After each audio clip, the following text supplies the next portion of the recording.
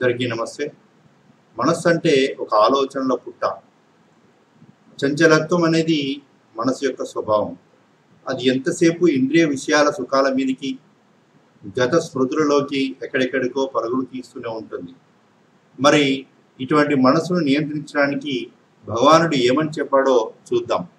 భగవద్గీత 6వ అధ్యాయము 26వ శ్లోకం. యతో యతో నిశ్చరతి మనశ్చంచలమస్థిరం తతస్తతో నియమ్యైతత్ ఆత్మన్యేవ వశం నయేత్.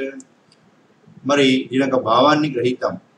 చంచల స్వభావం కలిగి ఉండి ఎంత మాత్రము నిలకడలేని మనసు ఎక్కడెక్కడ సంచరిస్తూ ఉంటే అక్కడక్కడ నుంచి దాన్ని మరలించి ఆత్మలోనే నిలిచేటట్లు చేయాలి.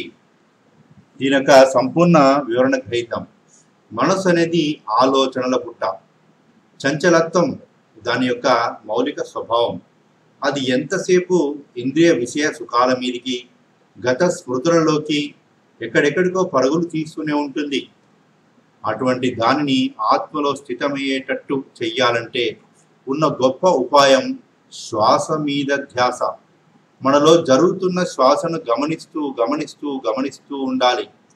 కేవలం శ్వాసను మాత్రమే గమనిస్తూ ఉండాలి.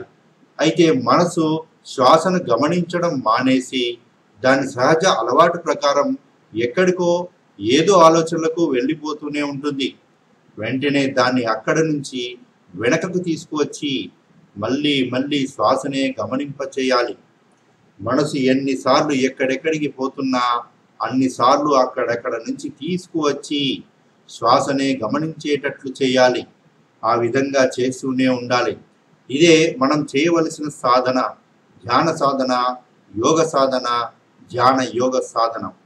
ఫలితంగా మనలోని అనవసర ప్రాపంచిక సాంసారిక భావ ప్రవాహం ఆగిపోయి ఆలోచన రహిత స్థితి కలుగుతుంది.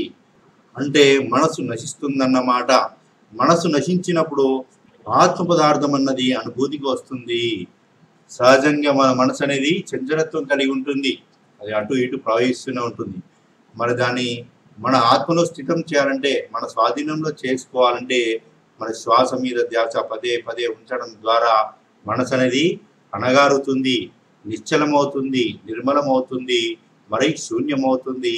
ఆత్మ పదార్థానికి అనుభూతికి వస్తుంది.